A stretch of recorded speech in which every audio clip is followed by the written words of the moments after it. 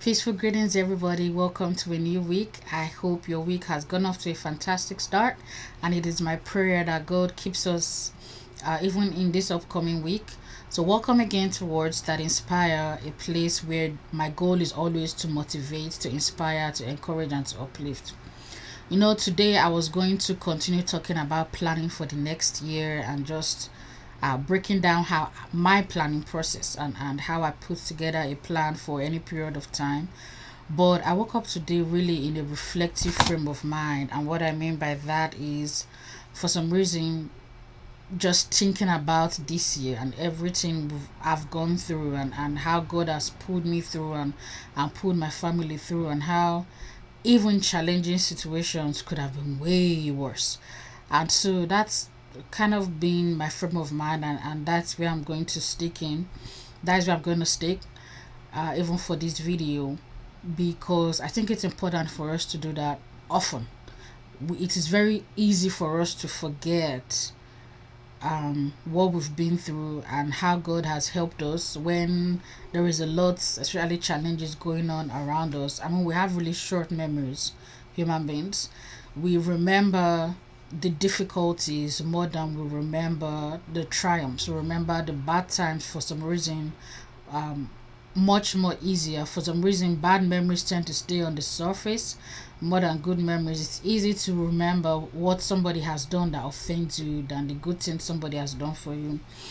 And so I think it's important that um, we take time, especially as the year is running to an end, to reflect on the year that has been, to thank God for it, and then to start making plans for the year that will be, and to commit it in God's hands.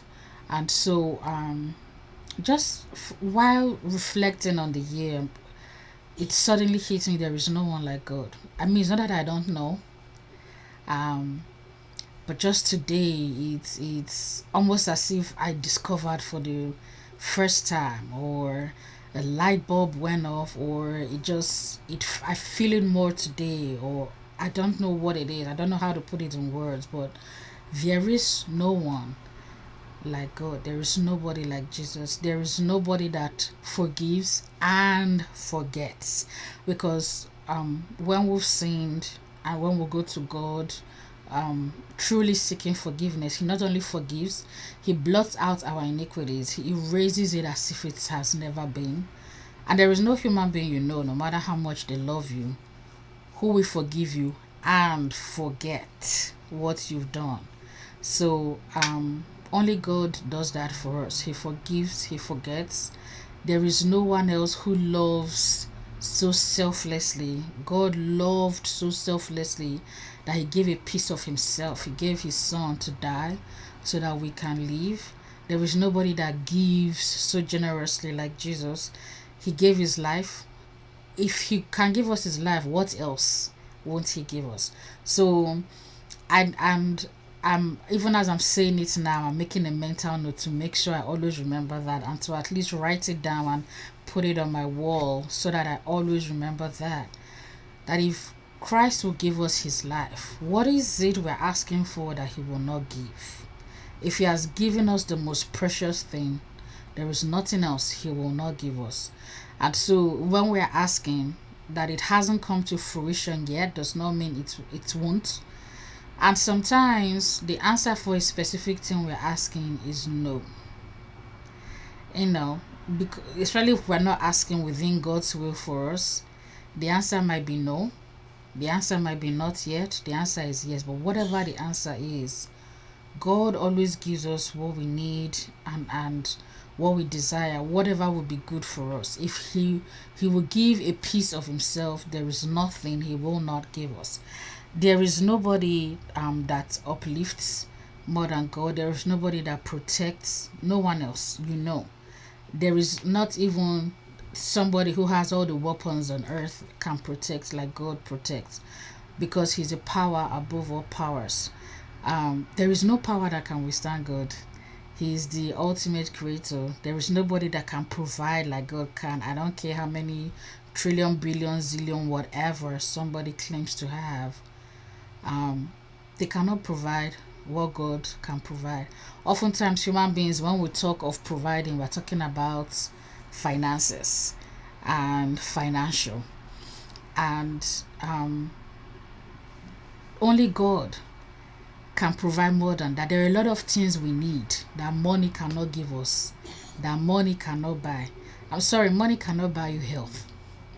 If it did, there are people who have billions that have AIDS that will give anything, all their kobo, all their cents, to be AIDS free, but they can't. There are people who have a lot of money, who are depressed and want peace of mind, and have gone on, unfortunately, to commit suicide with all the money they have. There are a lot of things we need that money cannot get us, and only God, we can only find in God, especially peace of mind. Especially peace of mind. There is nothing like going through a challenge and having the peace of God with you versus someone who is going through probably even something less than what you're going through, but they don't have peace anywhere. There is nothing like divine peace, and only God can provide that for us. No one else we know can provide like God provides.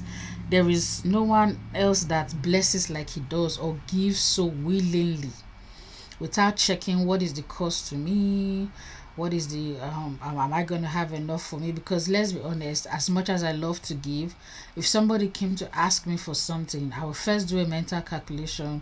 Well, I need to pay, let's say money, I need to pay my rent, I need to pay this, the insurance is coming up, so if I deduct that, and deduct 10% for emergencies, what do I have left? Of what I have left, then I calculate how much I can give you. But God does not calculate, he gives so willingly. So that's just where I'm at, and I'm going to encourage each and every one of us to reflect on God, reflect on the year 2020. Don't forget to pray about the remaining days of the year. The 20 whatever days that are left in this year are more than enough time, more than enough for God to still work some major miracles in our lives. So commit the rest of the days of this year to God, and don't forget to start praying about 2021. We don't have to wait until the 31st to start praying about 2021. We shouldn't even wait until the 31st to start planning for 2021. So hopefully I might get back to it. I might do another video on how I draw plans, and so hopefully it will help someone and inspire someone. But between now and then, be sure to reflect on the year that has been. Be sure to thank God that He has brought you this far, no matter the challenge you have faced. And don't forget to start praying in advance for the year 2021.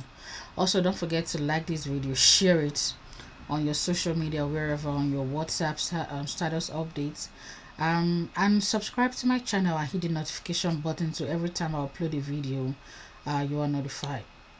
As always, wherever you are and whatever you are doing, I wish you nothing but the absolute best. Remain blessed.